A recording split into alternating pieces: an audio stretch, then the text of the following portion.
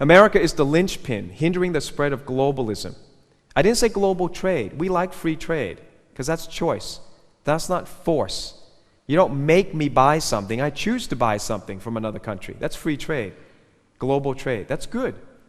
But globalism means total political control over your personal data, your personal finance, your personal movement. In one word, your personal life. And some bureaucrat that doesn't know me wants to control everything about me? No, thank you. That's globalism. And America, especially under Trump, is hindering that. Trump is a setback to globalism and its anti-family, anti-liberty, anti-Christianity agenda. And this is why the elites hate him. The Republican elite hate him as much as the Democrat elites.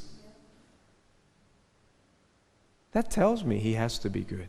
If those people hate him, I like him. National sovereignty, something that God created. God made nations. National sovereignty is a godly idea, but it's a roadblock to the New World Order. What's the New World Order? It's enslaving humanity to the Western banking system. Don't you know that's what's happening? Don't you know that's why all the governments are running debts? Debts means wealth to the globalists. Your debt is somebody else's wealth. Doesn't that make sense?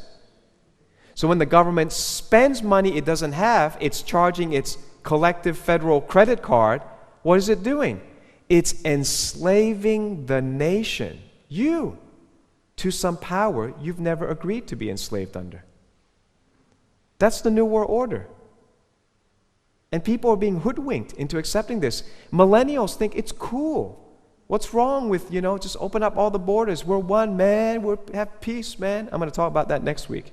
The millennials, because that's prophetic. Because we're going into the millennium. And they already call themselves millennial. That tells you how close we are to the millennium. The main enemies of globalism are Trump, Russia, Syria, and China. In fact, if Trump's getting educated fast, he likes to talk with people, he likes to hang out with people who have the right information, and he's learning. But take it from me, if he just watched this video, he would know. If you just make an alignment between America, Russia, China, and Syria, globalist power is over until the tribulation, until Christians are out of here. So right now, from what I personally saw in America, as much as I love America, and as difficult as it is to even imagine, to conceive that judgment could fall on America on the order of a major earthquake, major meteor hit, something catastrophic like that. It does look like America has turned her back on what made her good. And I think there's hope for America. I think if they pray and repent, Trump is a great anti-establishment leader. So you don't have to be hoodwinked by the media and by the elite politicians. There's a chance, but it's a pretty slim chance. And if they don't take it now, I think it's do or die. Solar eclipse, is it going to fall on the date, judgment on that date? Probably not. If it does, it would be pretty undeniable. But God has a leeway. These signs come. You saw since Nineveh, you saw in World War I. There's a leeway of months. Something's coming.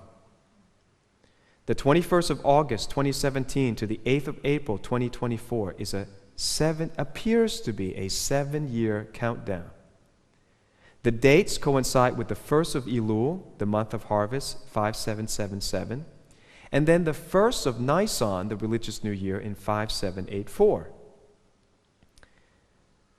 I think that a major earthquake, or a plague, or meteorite strikes are being foretold. And many believers are expecting the rapture. And I think that would be a wise thing to prepare for. Start treating people with love. Start loving God, obeying God, because you don't want to miss the rapture.